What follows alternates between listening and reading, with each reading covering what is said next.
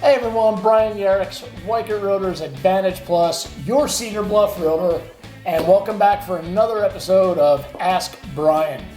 Today I was asked, well actually it was the other day, but today is the day I'm putting this to video so you can understand it a little bit better if you have the same similar questions about earnest money. What exactly is earnest money? Earnest money is a sum of money the buyer presents at the time of entering a contract and is showing their intentions and abilities to go through with the sale. In other words, it is showing how earnest you are in your offer. Is your offer for the property in good faith or not?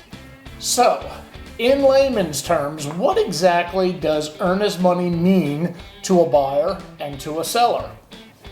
Well, earnest money commonly is about 1% of the total sales price. That's great, right? So if it's a $200,000 home, you're looking at about $2,000 you're going to put down in earnest money. But it's not an exact figure. And I would encourage that any buyer leave as much earnest money as possible.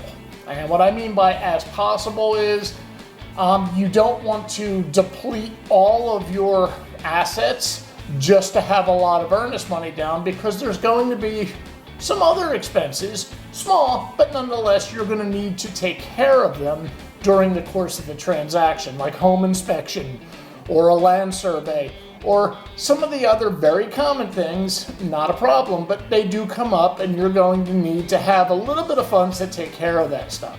So, why do I say as much as you can put down in earnest money? If, hypothetically, you write an offer for a home and someone else writes the same exact offer, the offered sales price, the type of loan, or both cash, whatever it is, you and another offer are identical, except you're leaving $3,000 in earnest money, the other person is leaving $5,000 in earnest money. Well, the seller is going to see that $5,000 offer, the buyers are more earnest in their pursuit of purchasing that property. So, as much as you can leave without putting yourself in dire straits is what I would recommend.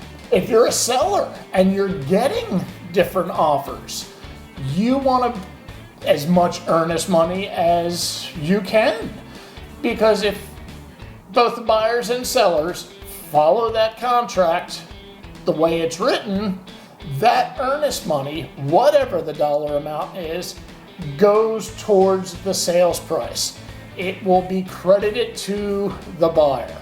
So, if everyone is in good faith and doing what they're supposed to do, there's no problem. I know there's a lot of horror stories out there about, oh, you'll lose your earnest money. Truth be told, if you lose your earnest money, you just woke up one day and said, I'm not buying this anymore, I'm out. The contract is written in a way where any reasonable reasons for you to exit the contract are already built in there. For example, if you're getting a mortgage and your loan is not approved for whatever reason, that's not going to force you to forfeit your earnest money. If you're doing a home inspection and you see, wow, this has some structural damage, I don't want to buy this home, you're not going to forfeit your earnest money. If, like I said, you just wake up one day and say, nope, I'm out, you're probably going to lose your earnest money. But for more specifics on this, think of it as a deposit on the home or land that you're buying. But if you have more questions about that, let me know.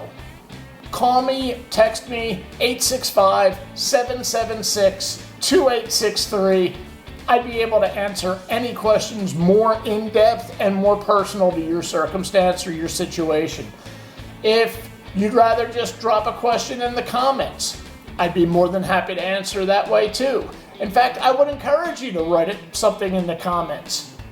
You may be thinking of a question that 100 other people are thinking of too. So write it down, I'll answer them promptly, and let's get this to the closing table. Until then, I will see you soon.